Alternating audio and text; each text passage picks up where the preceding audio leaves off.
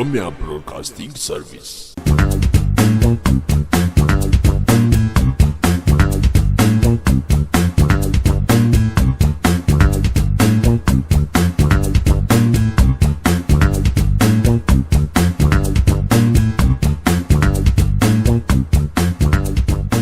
Akkam jirtu kabajamtoota hordoftoota keenyaa kun gammadoo show torbaanitti al tokko televiziyoona OBS wajjin ta'ee kan dabarsu barnoota aartiiti. Aartiin akkuma mana namaa gola hedduuf keessaa qaba. Egaa anis goloota san keessaa tokko waa'ee fiilmii akkasumas fiilmiin akkamitti akka hojjetamuu qabu, fiilmiin bu'aa maalii akka qabu isinitti agarsiisuu deemaa jechuudha. Isinis mana keessan teettanii torbaanitti al tokko OBS irratti gammadoo show daawwachuudhaan barachuu dandeettu. Daawwachuu qofa osoo hin ta'in isinis waan ani isinitti agarsiisu irra deddeebitanii shaakaluu qabdan. Maaliif jettan akka hin daganneef, lammaffaan ammoo hojjaa boru hojjettaniif muuxannoo isiniif ta'a jechuudha. Egaa hojjaan kun yookiin aartiin aartistootaan yookiin ammoo warroota aartii keessa jiran qofaanii miti kan guddatu, hawaasnis qooda qabaachuu qaba jechuudha. Dirqama isaa bahuu qaba. Kana kan jedheef ammoo aartii kana yookiin ammoo qabata kaameeraa waa'ee aartii kana kan baratu qabu warroota aartii fedha qaban osoo hin ta'in hawaasnis itti gargaaramuu qabaa jechuudha. Fakkeenyaaf kaameeraa yookiin ammoo cidha ta'uu danda'a yookiin birthday ta'uu danda'a jechuun guyyaa dhalootaa ijoollee keessanii ta'uu danda'a. Kana waraabdanii akka dookumentaariitti kaa'achuu qabdan.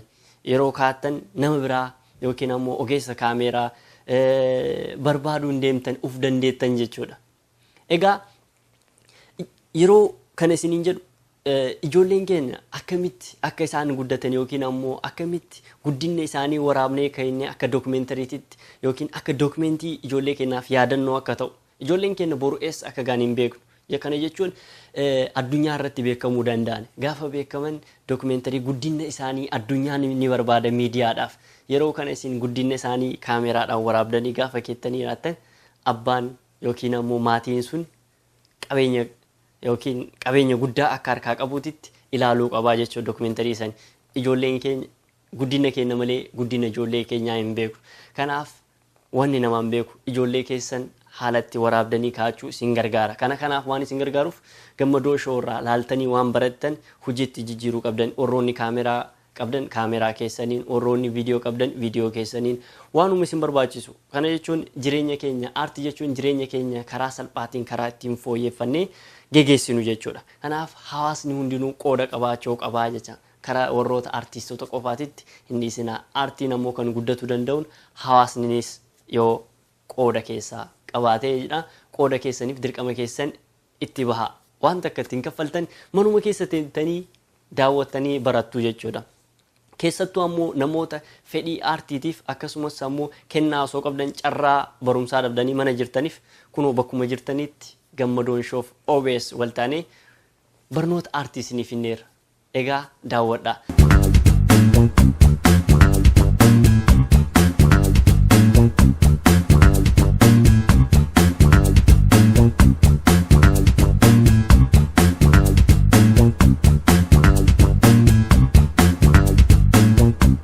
Egaa sagantaan keenya kanarraa akka jalqabaa waan ta'eef akka wal barumsaaf nu ta'u fiilmoolee hagammaa hojjedhe keessaa daqiiqaa 3 isinaaf feeraa jechuudha.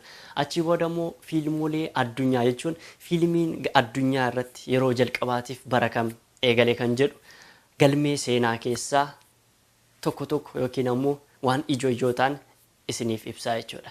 Egaa sagantaalee keenya wajjin turtii gaarii isiniif haa ta'u. Maal taatee? Nuti hunduu guyyaa dhalan Rabbi wanti nu uumeef bilisaan akka jiraannu.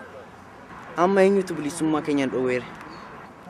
Wantoowwan akka bilisaan jiraannu dhoowwan tokko seenaaf aadaa ofii wallaaluu sammuu keenyaa bilisan kenna. Lammaffaan garbummaa fi hiyyummaadha. Kunis mirga dhalaa namaa sarbee bilisaan akka jiraannu dhoowwa. Yaadni kee hibboo deebii hin qabne natti teera bara. Waa yaadatu jiraamu seenaa bilisummaa jette. Eeyyan seenaan jaalala qaba.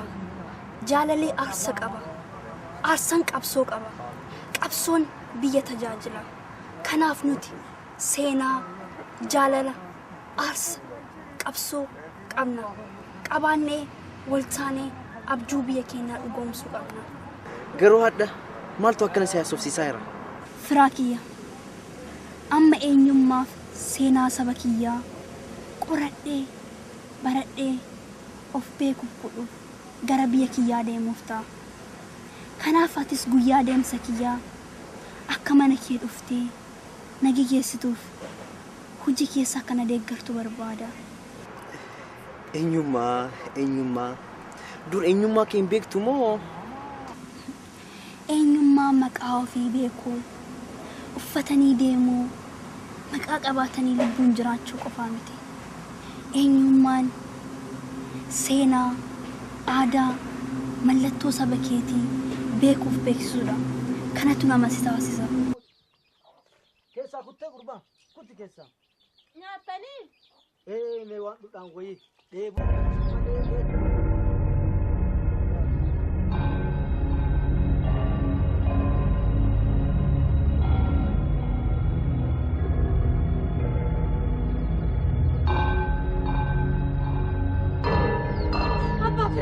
Apa berapa jari nuke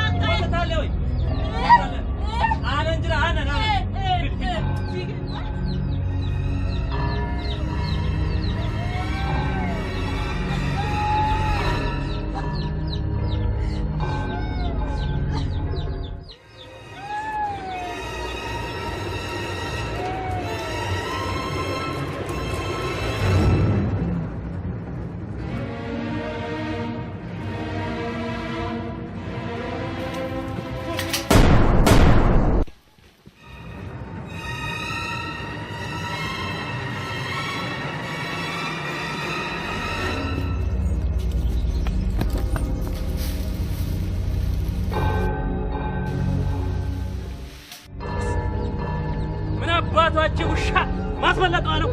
አጂ ባልሽን ታስመልጫለሽ።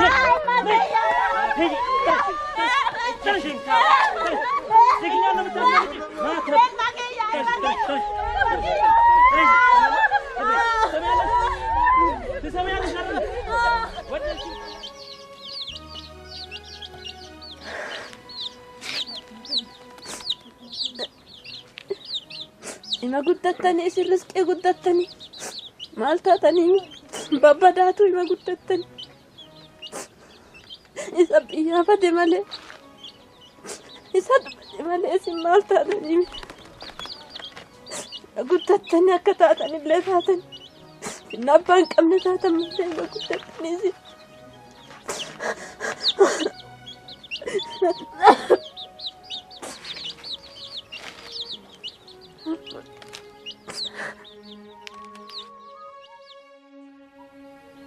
يا واقسم يا ربي ستبيك أكيسا قوتو يا ربي كي أسكنا يا ربي كي بركنا كيسا يوم نبافتنا يا واقع يا بركنا كيسا يوم نبافتنا ما المتى جنام إيه سنة جنام مكبتت إجنام أصوفي قوك إلي رانو تاليدو إنما أكد وسسني نجيسني ما المجد ويا كي ولدتنا عملت يا ربي سما يا ربي سما دودو تديولي وانا نام يا باك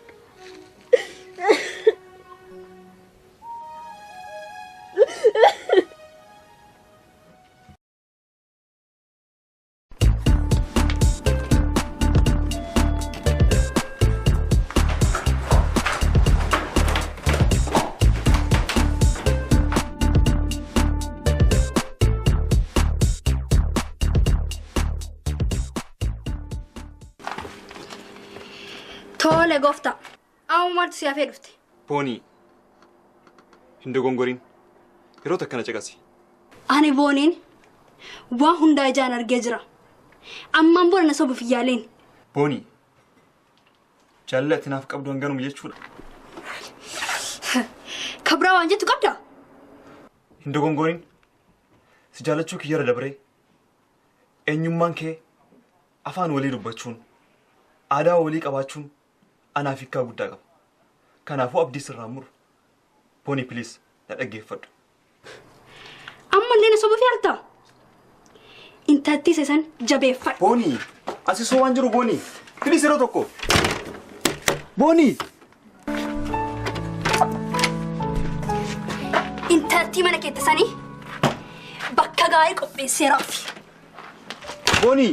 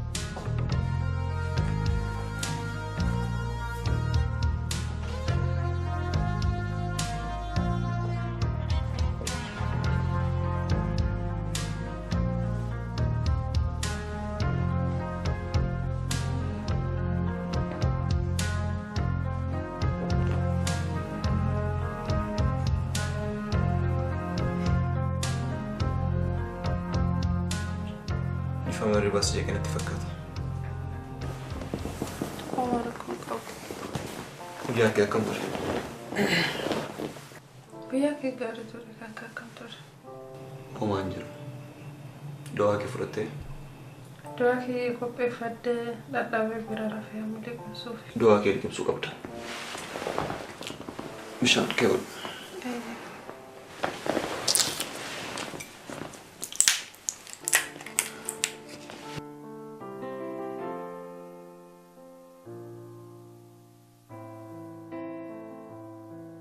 Fenet, wanto kusti mau berbada. Kenapa mau kat cingkam tu berbada? Yurani wajib jadi demeste, yurani mana kan anjir? Kesuma periode fe, aku jalan ben. Tole? Marah kucera. No, rakau aja rata timiti. Ofegan nama apa kau tolofi?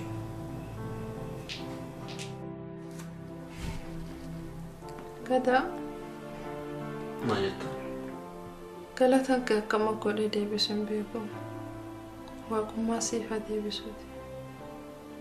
Oma miji. Wana kasi yarun gabdu. Oma wanti guddaa wanti ansi godhe tokko hin jiru. Kunis si yaachisiin. Garuu waa'een keetiif waa'een boonii baay'ee na yaachisuu jira. Akkama isii agartee turte?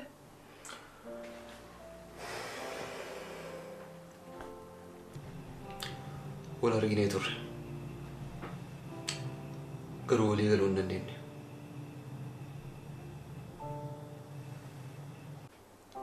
Kun cufti sabab kiyyaaf akka ta'e naaf gala. Baay'ee dhiifama. Anillee nam jajjabaadhee jira. Fayyaan kiyyaallee baay'ee naa deebi'e. Ammanuu. No, akkas yaaduu hin qabdu. Takkallee waan akkana yaaduu hin qabdu.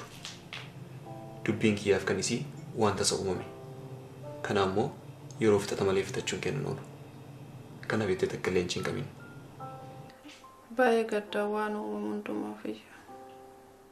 Homaa miti. Kuni jireenya keessatti wanta nama mudatu. Obsaan akka bira ta'uu abdiin qaba.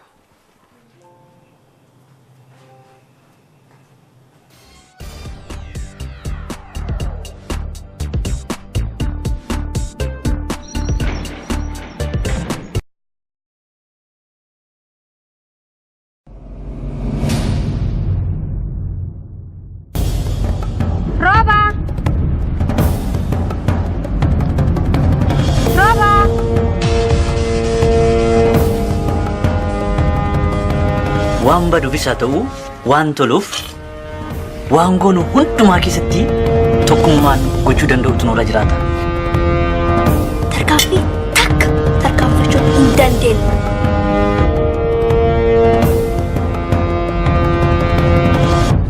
Leensa, meetiroo baan garu?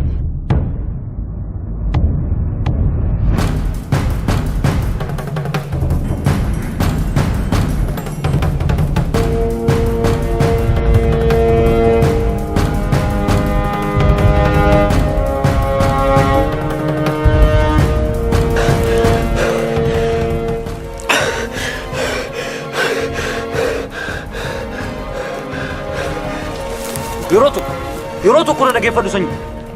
Yeroo tokko na dhaggeeffadhu. Waan si dhaggeeffadhu hin qabu.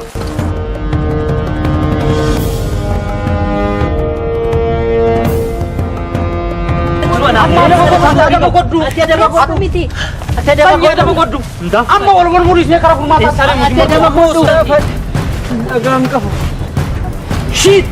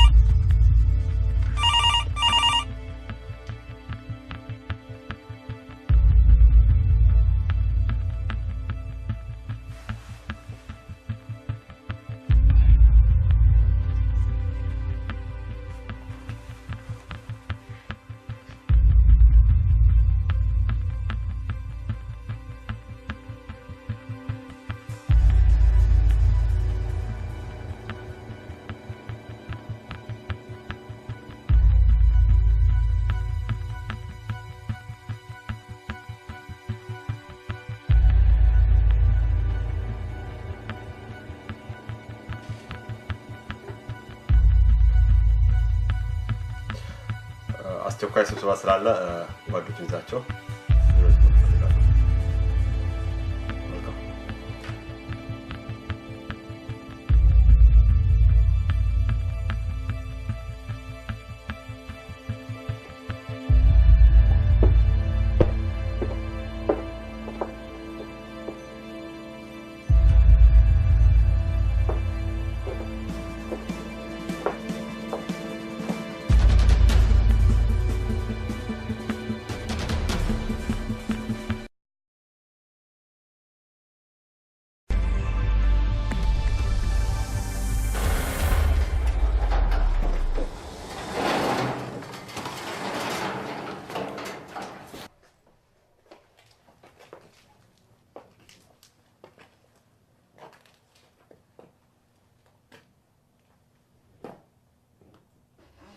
الرو مالف نبر بعد أما كدراني تفتولون إنجرتوني بيدا لكن أقول داك سجرت لكن أنا كيس أبو ده فمو شراتك فوق فقط يرو ركوكوتي نمو أشوف يالونك دبنا سموك يتي نجرسي سمالي ركوكوتي فرماتنا لا تجدي wanni natti mul'atu jiru. Namoonni tokko tokko osoo if dura lubbuu isaanii eeguu danda'anii eega wanni sun dabarte ammoo quba if nyaatan.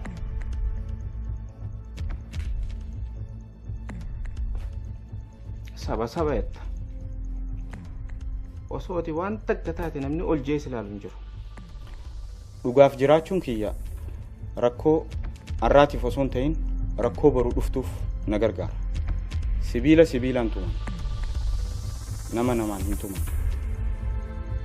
Kanaafuu har'a booda osoo na hordofuu baatte bareedaa natti fakkaata.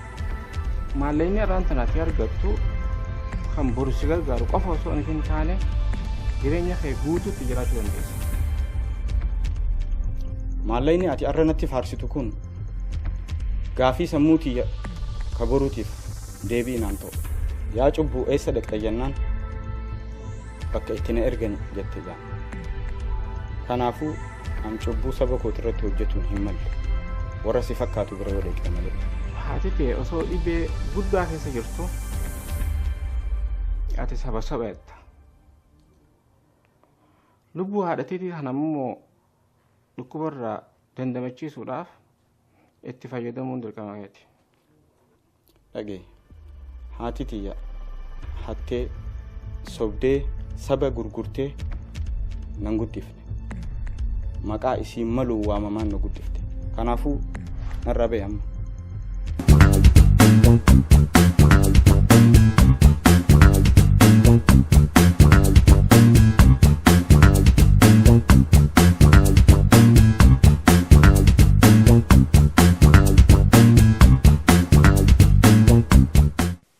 Fiilmii yookiin suura sagaleen addunyaa irratti yeroo jalqabaatiif akkamitti dhufe yookiin ammoo fiilmii bara kam dhufe jechuun duratti addunyaan sana dura maal fayyadamaa turan.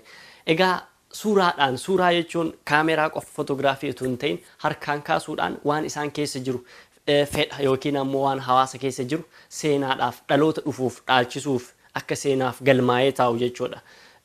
Wantoota akkasii sanniin suuraa kaasuudhaan waan isaan sammuu keessa jiru waan hawaasa keessa jiru suuraa kaasuun hawaasa barsiisaa turan jechuudha. Akkasumas dhalootaan dhaalchisaa turan jechuudha seenaa.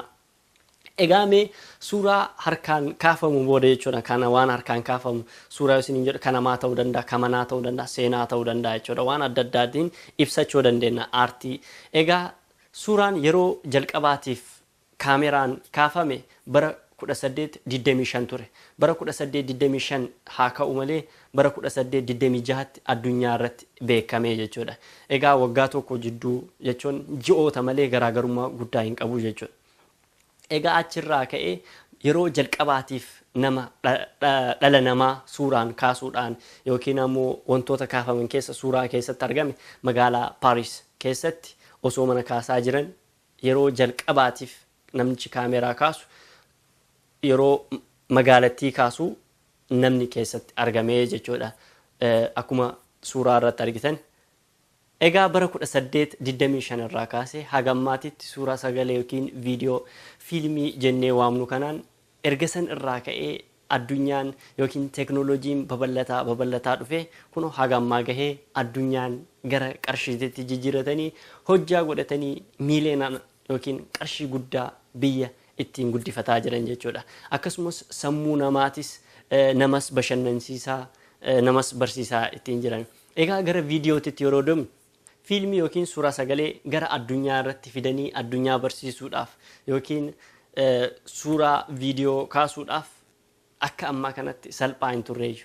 Yeroo san akkaataan isaa itti hojjetan namni Edward Muybridge kan jedhamu tokko fiilmii akkaataan inni itti fiilmii itti hojjetuu danda'e suuraa 24 kaameraa 24 fayyadamuudhaan suuraa 24 erga kaasee booda suuraa san animation godhee suuraa san sosocheesee jechuudha. Barri isaa bara 1877 irraa kaasee haga 78tti irratti hojjetaa ture 79 ummataaf baasee jechuudha. Akka seenaa irra jirutti 78tti waan oomishameef 78 jedhamee addunyaa irratti galmaa'ee jechuudha. Namni kun nama bara 1830 dhalatee bara 1904 addunyaa kanarraa boqotee nama seenaa fiilmii keessaa yookiin viidiyoon akka hojjetamee addunyaatti dhiyaatu nama qooda guddaa qabu jedhamee addunyaa irratti galmaa'eera jechuudha seenaan isaa.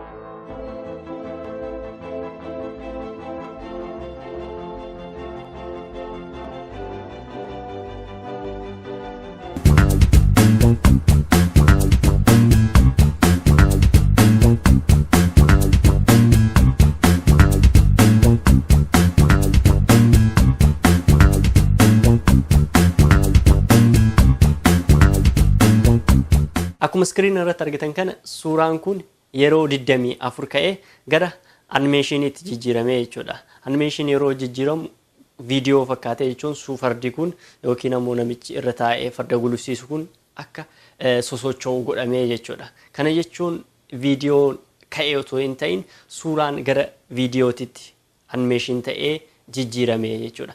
Viidiyoon yeroo jalqabaatiif kaafame bara 1888 ture jechuudha. Egaa nuti asumarratti animeeshiniin kun akkamitti hojjetama jechuudha. Animeeshiniin amma akka duriititti hin ulfaatu garuu hamma tokko yeroo namatti fudhataa jechuudha isa hojjechuudhaaf.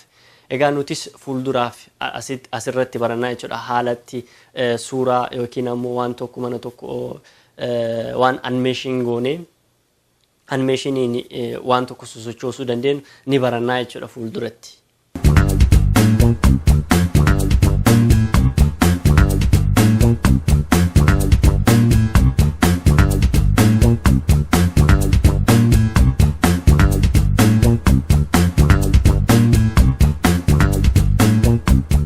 Viidiyoon yeroo jalqabaatiif gara addunyaa dhufe bara 1888 keessa ture. Egaa namni viidiyoo kana fide Lewis Limpriis jedhama. Dhalootaan Faransaay, nama Faransaay keessatti dhalatee achumatti guddatee akkasumas immoo Ameerikaaf Ingilaandii yookiin nama British deemee nama fiilmii karaa fiilmiitiin yookiin ammoo hojiilee biraa nama hojjetaa ture jechuudha. Egaa namni kun kaameraa single lens jedhamu fayyadamuudhaan viidiyoo yookiin sosochii namaa kaasuudhaan yeroo jalqabaatiif nama viidiyoo addunyaa kanarratti fide jedhamee addunyaan dinqisiifattee yookiin seenaa galmee keessatti nama bakka guddaa qabudha.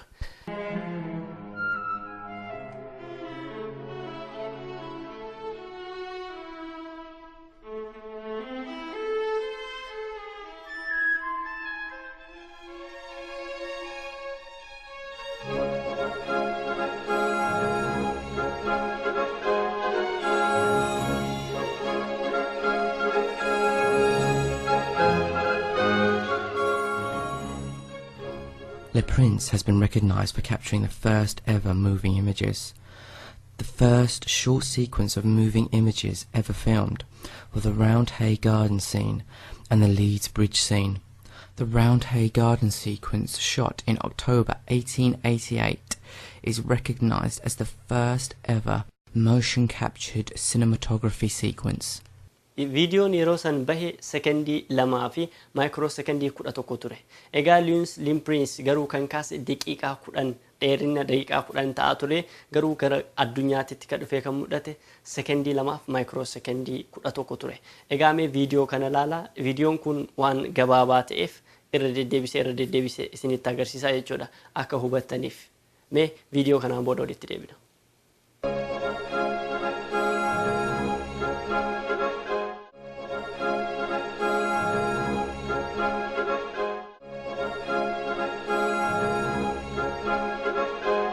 Lewis Limpriis viidiyoo kana qopheesse gara addunyaa fiduun duratti viidiyoo amma argine kana jechuudha sekendii 2 fi maayikiroo sekendii 11 fiduun duratti bara 1887 leensii 16 fayyadamuudhaan inni viidiyoo yookiin ammoo fakkii namaa kana sochoosuudhaaf nama yaalii godhaa ture jechuudha.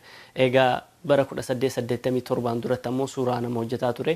Erga sanii booda ammoo viidiyoo fiduudhaaf yaaliin inni godhe bara 1887 milkaa'ee gara 88tti viidiyoon dhiyaate jechuudha. Viidiyoo bara 1888 kana qopheessuudhaaf wanni inni fayyadame lens single lens kan jedhamu isa fayyadamee erga sanii booda ammoo Eastman paper kan jedhamu isa fayyadamuudhaan viidiyoo nama yeroo jalqabaatiif sekendii 2 fi maayikiroo sekendii 11 gara addunyaa fide jechuudha. Egaa viidiyoon kun Roundhay Grand scene jedhama jechuudha. Maatii isaa walitti qabuudhaan viidiyoo kana qopheesse.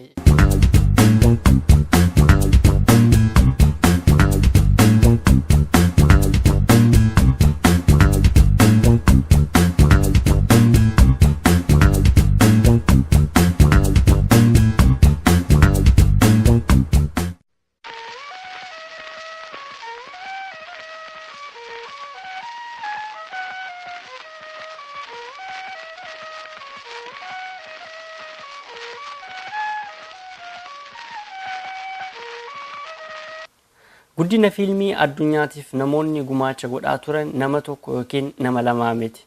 Akka lakkoofsa Awurooppaa bara 1891 namni Toomaas Edinson jedhamu lammii Ameerikaa kaameeraa kiitoogiraaf jedhu kalaquudhaan fiilmii habbaa milimeetira 35 waraabee namootatti argisiisee jira.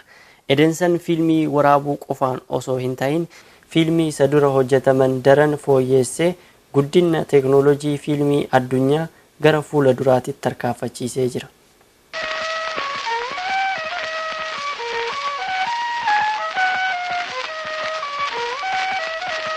Fiilmoleen bara 1888 irraa kaasee hanga bara 1927 hojjetamaa turan sagalee yookiin ammoo haasaa namaa hin qabu ture.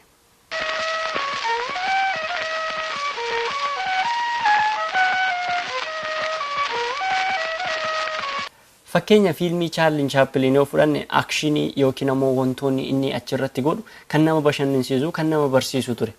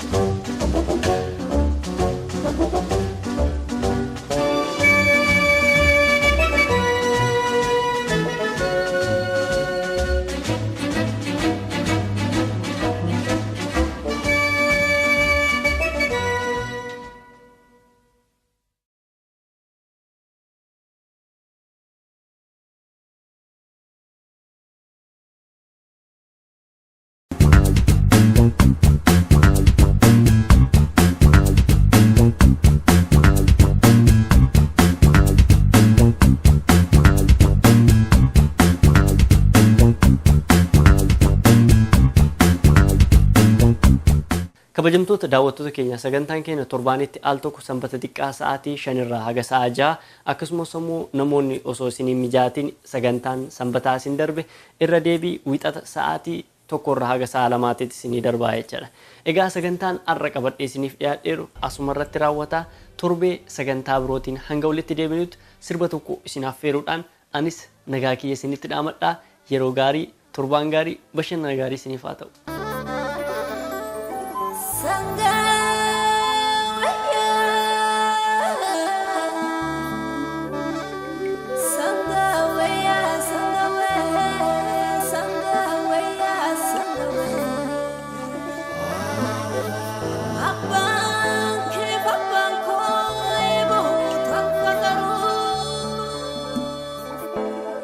Madagascar, Jade, Amban, Sekche.